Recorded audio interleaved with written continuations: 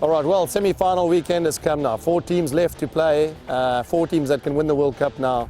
And a north-south split. In other words, Australia play New Zealand in New Zealand and France play Wales in the other semi-final. You know, I think it's a difficult one to call. People have been saying the whole World Cup, you know, that based on form, certain teams should win, and they haven't. So, you know, what's interesting for me is that there's 3 coaches that are New Zealanders. We've got Robbie Deans from New Zealand coaching Australia. We've got Warren Gatland coaching Wales.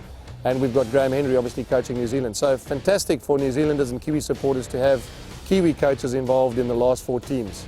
I think that the Australian-New Zealand game, just listening to people in New Zealand, I mean, they're very nervous about playing Australia. There's a lot of banter about history, a lot of banter and a lot of sort of recollection of history and memories. They're saying that the Tri-Nations teams never won the World Cup, which is true. If you won the Tri-Nations in that year, you don't successfully then win the World Cup. So that means that Australia then shouldn't be likely favourites to win it. On the other hand, they're saying teams that have won against the world champions in the World Cup and beaten the world champions have gone on to win the World Cup.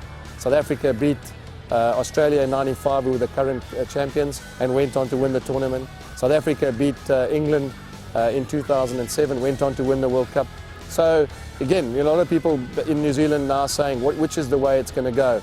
For me, it's a difficult game to call. I still think that anyone who's good enough to beat New Zealand in New Zealand will become world champions. I can't see that it's going to be that easy. I think for Australia to lift themselves 2 weeks in a row, once against the South African side, number 2 in the world, and the following weekend against the New Zealand side, number 1 in the world, is a very big ask for the Australian team. But, you know, the World Cup has had its fair shares of surprises, so who knows? I mean, a very, very difficult game to call. On the other hand, I suppose the same applies to France and Wales. France always have one great game in the bag. They've probably had it against England. I mean, they haven't really been a good team. They've lost to Tonga, they've lost to New Zealand in the World Cup. That's 2 losses and they're in the semi-finals of the World Cup.